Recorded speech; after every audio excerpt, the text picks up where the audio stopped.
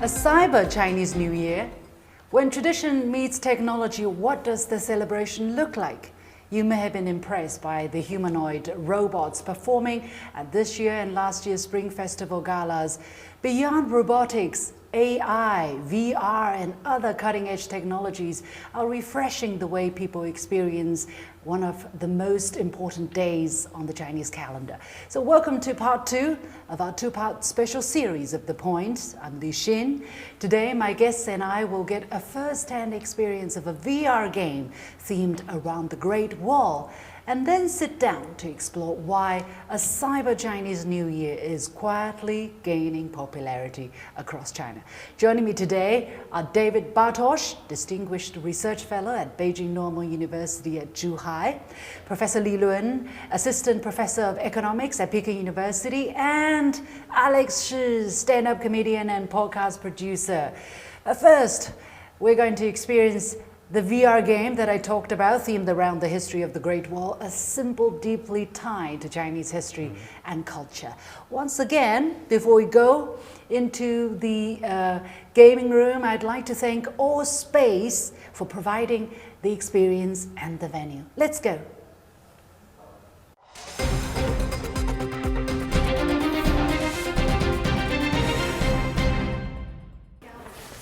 Wow. 这是我的手。 I can see you. You can see me? Yeah, yeah. Can you see me? Yes, I think so. Hello. Hey there. You look very... Our story begins. The Great Wall's deepest There's the stone. Oh, I see. You see? Going to touch. Whoa. Okay. Wow. Do you see it? Yeah? Please. Yes. Let's do it. You Okay, first. thank you. Whoa. Work on the Great Wall Fortress Wow. commenced some time ago. It looks pretty realistic. Are we supposed to walk? What? That looks a little scary. We're on the wall. Oh, we're protected. We're You know, protected. the Xiongnu want to Kill people. kill us. Whoa. Oh, I have a sword. I have a Oh. sword in my hand. Let me pick up the. All right. Oh, I just wow. changed weapon. Oh, God. Behind you, behind you. Oops. Yeah. Here you go. Wow, that was really amazing. That was amazing. How did you like it? Oh, amazing. Yeah, terrific. Terrific.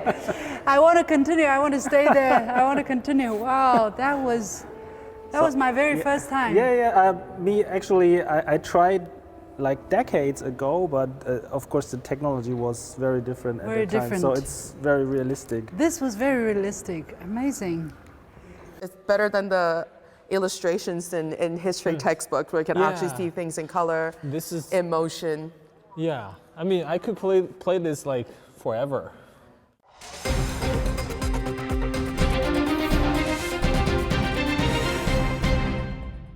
So that was fun. That was fun. Yeah. The VR game. Oh my God. Yeah, it was amazing. Yeah, we teamed up in this great I adventure. did most of the work, okay? Yes. I did most of the Like good old Chinese women. By the way, thank you for protecting me with the sword, right? We were the she protecting kind. Yeah, she saved my life from the Xiongnu, right? Yeah, he was having trouble with the crossbow. crossbow, yeah. I was Crossbow like, didn't before work. you figure it out, we'll be dead. So let me do it. And it's not the problem of the device or the weapon because she used the crossbow. Yeah, and before I sorry, realized sorry, she it's already you. killed like 5 Oh. people. It's Your you. crossbow Yeah, I knew how to work it. Maybe I was in my past life. I was a Chinese soldier. It's not the weapon, it's the person. It's the person using the weapon. I'm sorry to break it to you, but it was the crossbow was working fine with me. I was like, "Ooh, this feels great." Yeah, but the whole thing was surreal, right? Yeah. I remember many years ago, I did try one of these AR things, but the experience wasn't so great. Very different. Yeah, but this time Yeah. it was very smooth. How did you find it? Yeah, I'm gonna, if you don't mind, because I was kind of following the whole VR thing ever since the beginning of it when Facebook first made the Quest, and I was playing a lot of games on it. That's why it came a little bit more natural to me.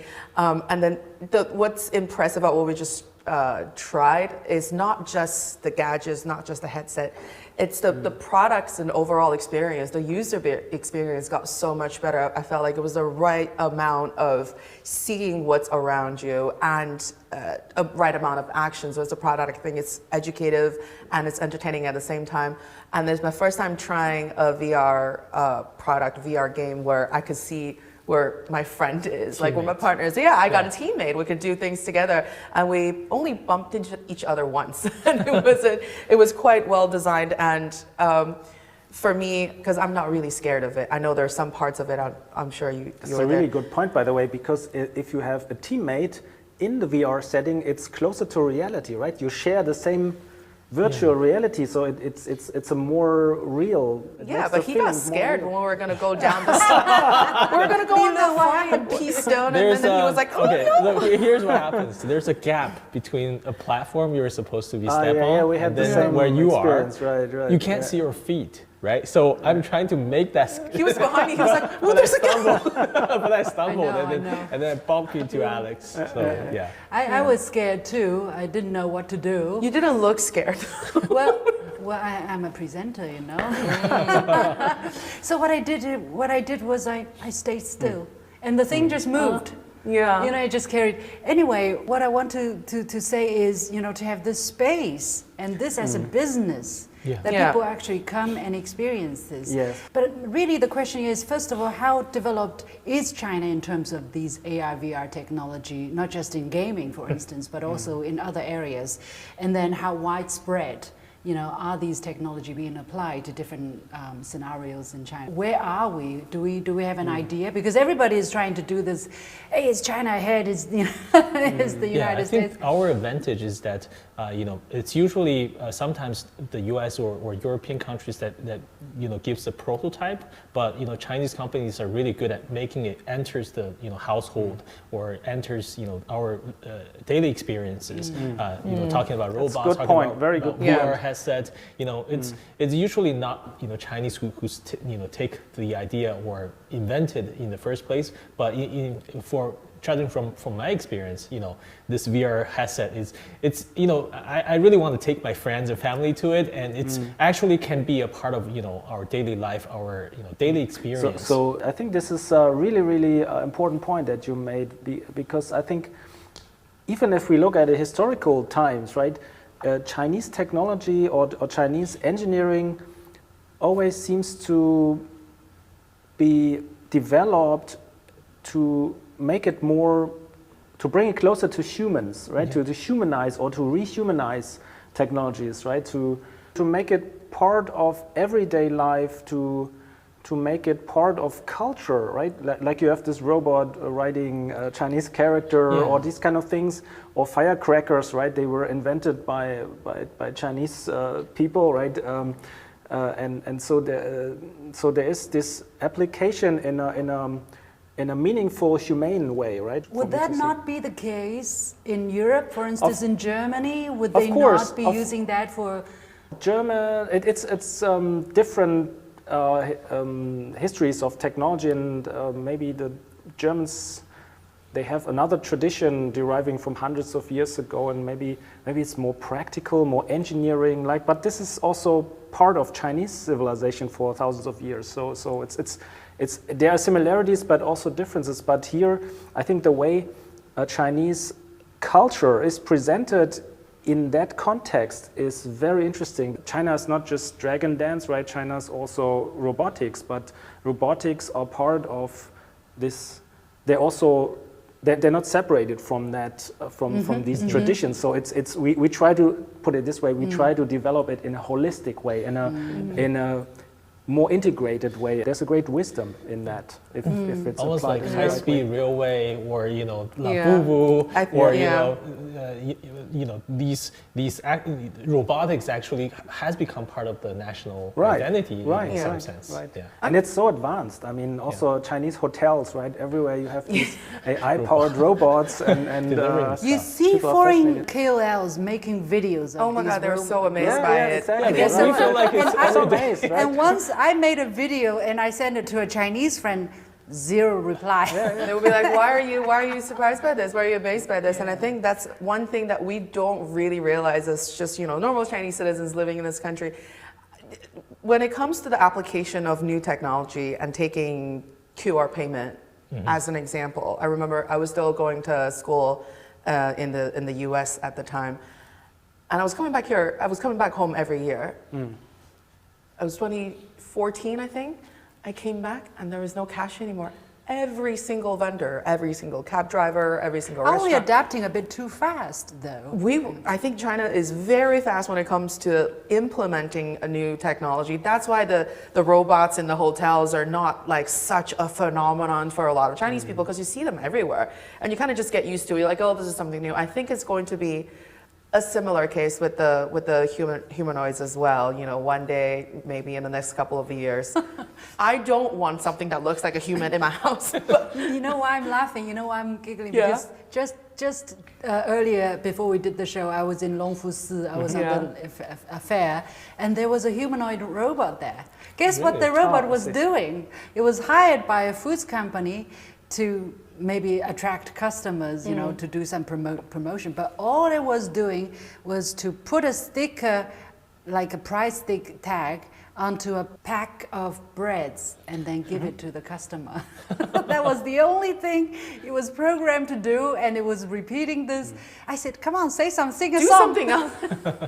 Sing a song, say Yeah. a New Year greeting, or do something else. No, it's not programmed. It's simply there to do this, and it doesn't forget to press the tag a little bit so that it sticks, and then it gives it.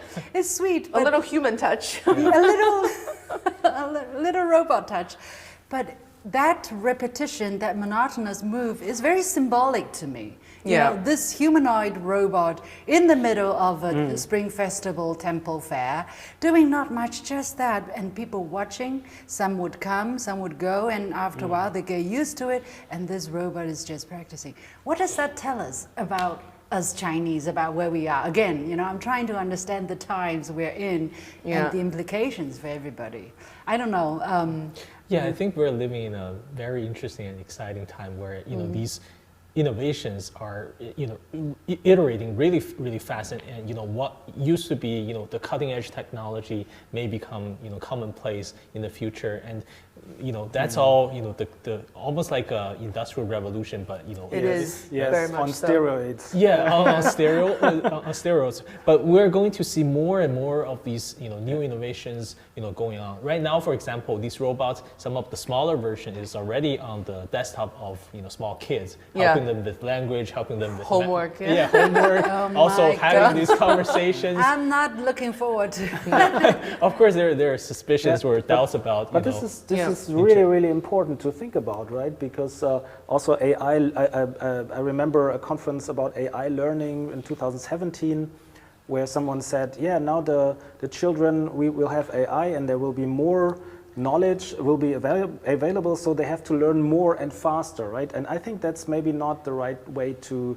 approach this. You cannot compete with the No, AI. you cannot compete with you cannot try to outrun a Ferrari, right? So it doesn't make sense, or race car.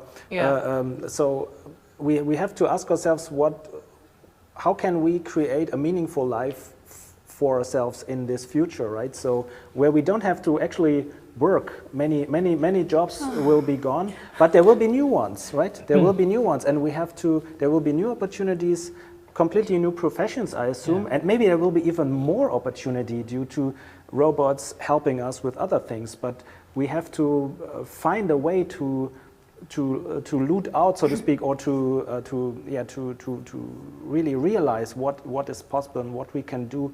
And actually it changes the complete social fabric of work relations, for example, right? If the machines do everything by themselves, you don't need a worker anymore. So the mind of a particular person that might have worked in a factory before is free to do something else. They can create that. Hopefully. Do you think, Alex, but do you think that's going to be the case?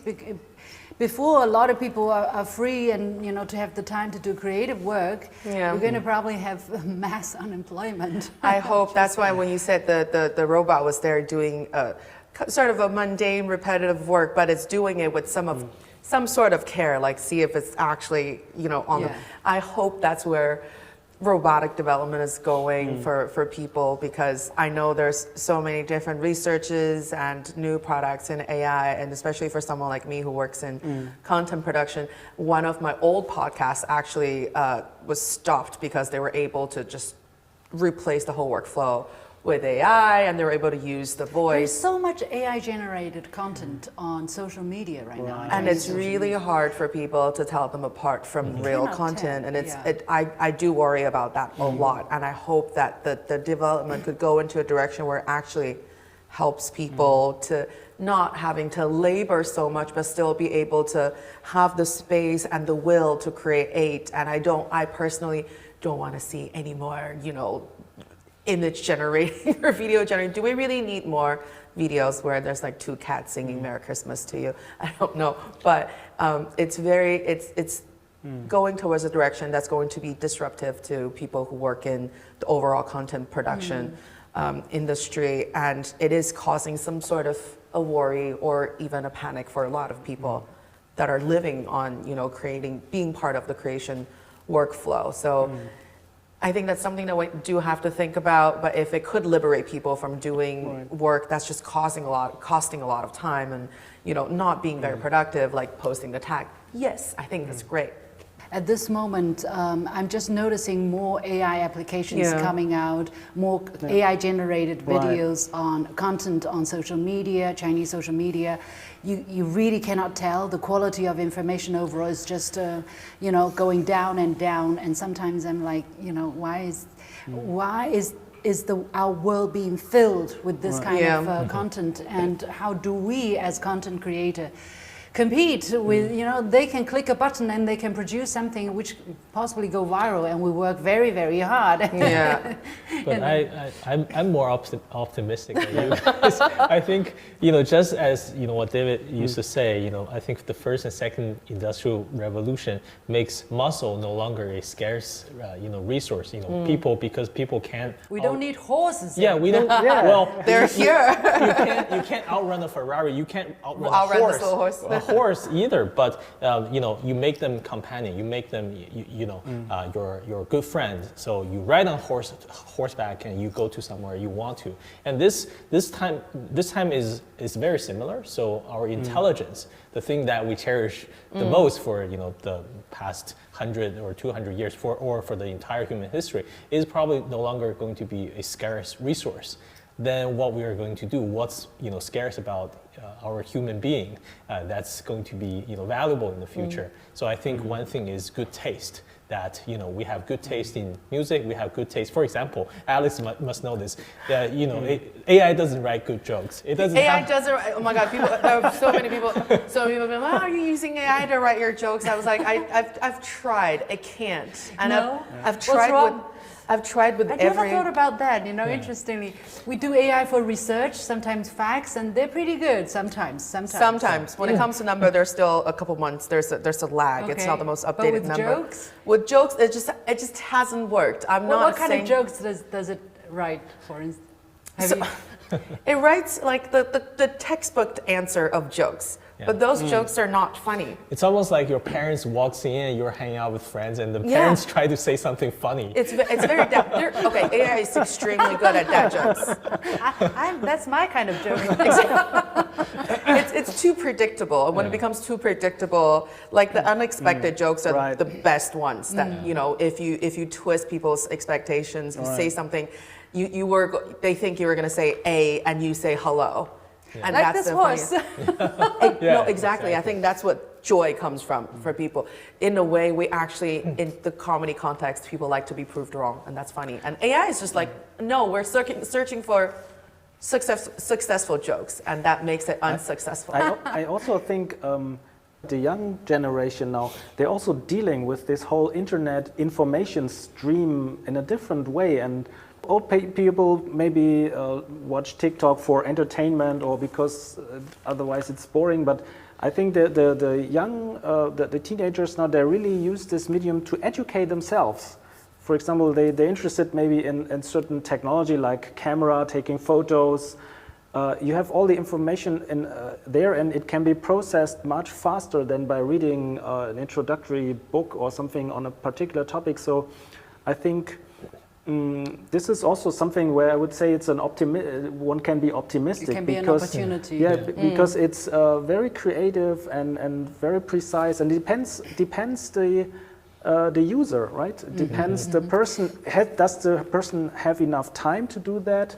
Are they at ease? Are they happy? Do they have the means? And I think, ideally speaking, it should go in this direction. So what I do, I find I use AI increasingly. You know, I used to be like, but now I have several AI applications on my phone, and I'll use them for different purposes. For instance, if my arm hurts, of course I go to a doctor.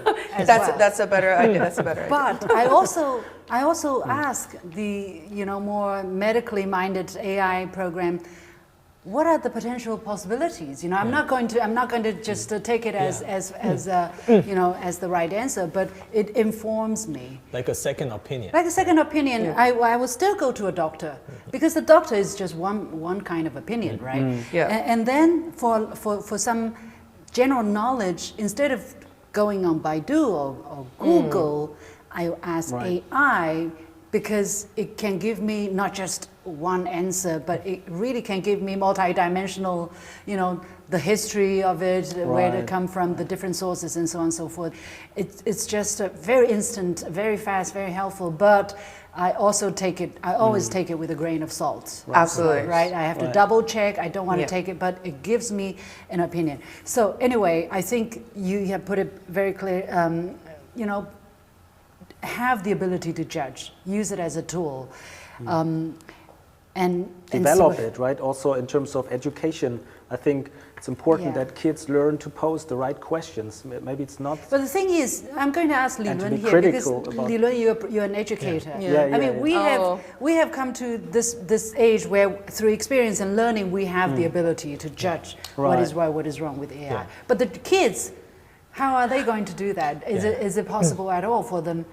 I know. To manage. So for my class, I do allow students to use AI, but only to help them with, for example, reading. Research. For example, reading a English paper, a paper that's written in different language. So that was, for some kids that wasn't, something that's available or possible to them. But right now they can read it or summarize it without, translating them, without going to Google Translate word by word. So I think it definitely widens their ability to see the outside world, but I do think you need to set limits. For example, I do ask them to write essays as part of their final grade, but I do not accept essays that are comprehensively or completely written by AIs. So I'll ask them to attach, for example, a page of how you use the AI, what in what way does it assist you, and what's your feeling or thoughts about it. So I think in this age, to become part of the bibliography. Yeah. So you have to attach the whole conversation. What you asked the AI, what was the response, and so on and so forth. So I think in this age, you have to use AI responsibly. It's almost like to become a driver of Ferrari, you have to have a driver's license. Right now, you have to teach them how to. But in the future, you don't need the driver anymore. You don't need a license. That's what I'm waiting for. I don't have a license yet. I'm waiting for the driver's car to come. Yes, exactly. It's already there. Yes, exactly. Yeah. So that metaphor is not going to age well. But right now, I think to help them, to educate them to work with the tool, because you can't imagine living in a world without AI. I think you can't go back. So to wrap up, this is a topic that's too big, but to wrap up, we tried. If AI cannot write jokes, they can write poem, famously. Yeah. Oh yeah. Well, they can do anything, I suppose. closely. So we asked the DeepSeek to write an English poem, actually. So it's a poem about the celebration of the New Okay. Year. Okay. I'm going to read it out to you, and you tell me. We're ready. Okay. We're ready. You have to get ready. Yeah. A hoofbeat chases years away. A golden mane brings dawn's first ray. Run with the wind, leave cares behind. The horse of fortune, strong and kind. Okay. How do you like it? Not It bad rhymes. at all. Yeah, it Yeah. rhymes. Good, Nice, nice. good rhyming, good imagery. Yeah. I like the part with the sunshine. It has all of these, using these words, it kind of creates an image of, what New Year's morning or what New Year's, celebration would look like. Yeah. Yeah. Yeah, peaceful and brings in the good fortune, which Yeah. is I think it's very deep. A lot of things can be derived from it. Like, I just had this association again about philosophy, about Zhu Xi, right? There's a famous philosopher called Zhu Xi, Please. and he has this metaphor of a rider. So he compares the principle that organizes everything, the world principle, so to speak, the Li. He compares it to someone riding a horse. The horse is the qi, the matter energy of the universe, right? And the rider and the horse, they create reality together. And I think it's kind of it kind of had this association that actually we have the future in our hands, right? We should try to ride the horse of this new year, and to really not be passive about it, but to also really creatively and actively develop this technology in a humane way to create a better future for China and for the world. Wow, what a philosophical way to Yeah, end the it's very program. philosophical. Since there are 4 of us, why don't we each have a horse? Now Oh you have yes, the red thank one, you. please. Yeah. If you want. of course. It's so Why not? cute. I'll take It's the really white cute. So, My goodness. so my takeaway from this conversation is, look, the leash is in our hands. It's in our Right. hands. Oh, that's We have the that's rain. good. That's well put. That's well my put. takeaway. This is David? my Yeah, same. I can just I got it from underline- you just now. Underline, yeah. Thank you. Yeah, thank you for this great show, for the talk, and I think it's really meaningful. Thank you for all the words of wisdom. Yeah. Alex? You know what's interesting? This horse is just like what we're talking about. It's AI. If we train it well, it'll take us to places we want to go. Right. Be my buddy. Be my little buddy. What about jokes? Will you train it to write jokes? And it'll become magnificent. Oh my Sorry, God, that is so bad. Sorry, It's a good one. That was a good one. me and my comedy partner came up with that joke, and the client didn't want it. We're like, we need to make this happen. Everybody have a magnificent year. That was a good one. Did you just come up like that? No, we had this You before. had this but before. Oh, it No was- one has heard it, and we came up with it. We're very proud of this joke. Oh, we're very lucky. When I hear that joke, I'm smiling like that, but inside I'm crying. No, that's me. I'm crying right now for me to write that joke. That's Li That's a Lun good now. one. That's a That's good Li one. Lun now. Okay. So that was your sentence? Yeah. That was your yeah. wrap-up Oh my sentence? God, I'm going That's to a bad wrap up. No, I think that's Back well to put. emotion, right? Back Yeah, to feeling. Back to feelings. So I think, I'm very optimistic for the year of the horse, because even though we're going to see more, technology changes, I do think, we are still in control. We are the ones that's going to be in charge. Yeah, with the leash in hand. With Yeah. the leash. Okay. To the left. To the right. Okay. Yeah, and the horse is our friend, right? And the Yeah. horse is also A friend, very not a foe. Absolutely. emotional, and it's actually unity, right? Yeah. It's, Absolutely, it's not, absolutely. I do just want to finally say we need to thank this space. It's called All Space, where we played the AR game, where we recorded this show. I do need to say a big thank you to All Space for providing us with the venue. Thank you for watching this very special edition of The Point with me. David, Bartosch, Alex Shi, and Li Lun. It's been a wonderfully interesting conversation. Thank you so much, and have a happy year of the horse. Thank Happy you. Year of the Thanks so Horse. much. Happy year of the And horse. we spur forward. Thank you.